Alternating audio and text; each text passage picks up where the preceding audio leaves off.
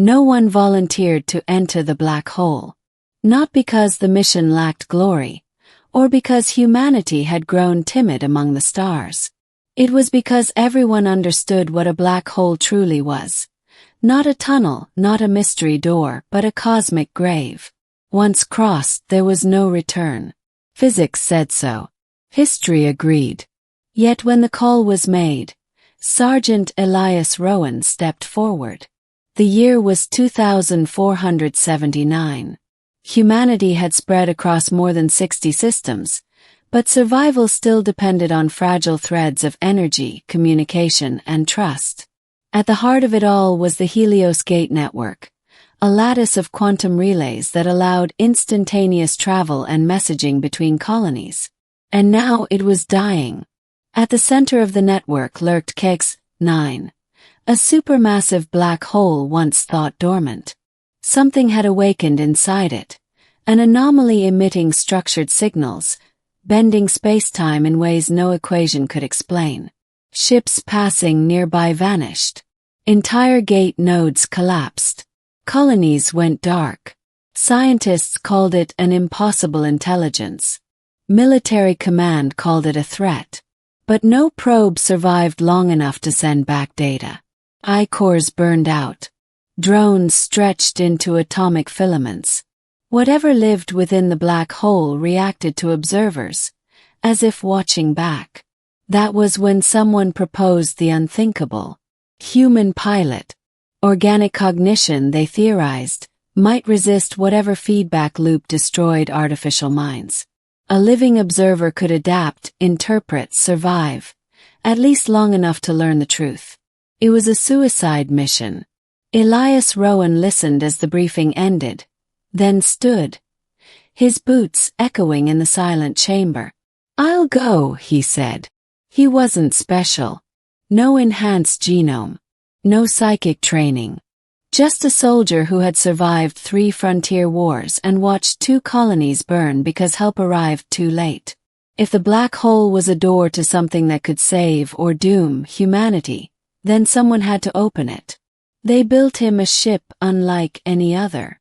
The Aegis Null was wrapped in layers of gravitational counterfields and quantum anchors, designed not to escape a black hole, but to fall slowly, skimming the edge of oblivion. Inside, Elias would be alone. No real-time communication. Time dilation meant that minutes for him could mean decades outside. Before launch, Commander Voss asked him the question everyone else was afraid to voice. "What if you don't come back?" Elias smiled, tired but steady. "Then make it count." The Aegis Null crossed the event horizon in silence. No explosion. No distortion. Just darkness swallowing starlight. Inside the black hole, reality did not collapse. It unfolded. Elias expected crushing gravity, infinite pressure, death. Instead, space stretched wide and strange, like a cathedral made of shadows and light. Time fractured. Memories drifted around him, not his own. Echoes of extinct stars, ancient collisions, the birth screams of galaxies long gone. And then of voices. Not sound but meaning. Thought layered upon thought. The anomaly revealed itself, not as a monster but as a collective intelligence, older than the universe humanity knew. It called itself the Curator. Black holes, it explained, were not ends, but archives. Every collapsing star, every consumed world, stored as information beyond spacetime. The Curator preserved reality, guarding the sum of all existence against entropy's final victory. But humanity had wounded it. The Helios gates pierced spacetime too aggressively, siphoning quantum energy from regions too close to the black hole. The Curator responded instinctively, shutting down the network to protect the cosmic archive. "You are loud," it told Elias, "and young, and breaking things you do not yet understand." Elias argued, not with equations but with stories. He showed the Curator humanity's memories. First fires, first words, first steps into space. He shared loss, hope, stubborn survival. He showed them colonies depending on the gates not for conquest, but for connection. For families, medicine, shared skies. For the first time in eons, the curator hesitated. "You are not parasites," it said. "You are unfinished." But coexistence required change. The curator could stabilize the Helios network, but only if humanity altered its design, learning to listen to spacetime rather than tear through it. That knowledge could not be transmitted digitally. It required a living mind to carry it back. The problem was time. Elias had been inside the black hole for what felt like hours.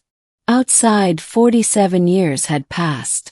The curator reassembled the Aegis null using matter drawn from collapsed stars, reinforcing Elias's body at the quantum level, just enough to survive re-entry into normal space. "You will be our voice," the curator said. "And our proof." The ship emerged from the black hole like a ghost. Human sensors went wild. Observatories screamed. Military fleets scrambled, believing an enemy had arrived. Then a signal cut through the chaos. Human voice. "This is Sergeant Elias Rowan," it said. "I'm coming home." Earth was not the Earth Elias remembered. Cities towered higher. Nations had blurred into planetary councils. Children learned about the Helios collapse in school, the great age of isolation when humanity nearly tore itself apart without the gates. Elias hadn't aged a day. Medical teams swarmed him. Scientists begged for data. Politicians argued over jurisdiction.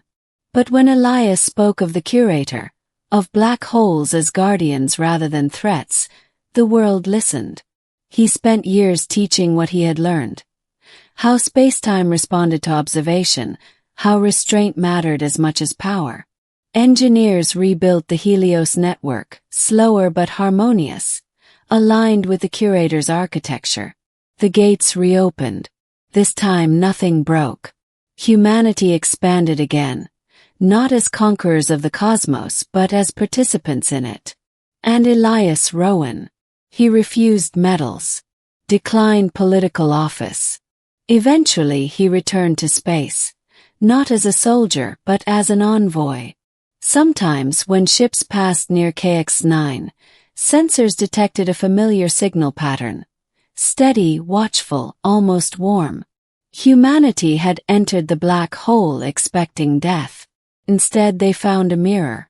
And sent back a hero who taught them how to survive the universe, without destroying it.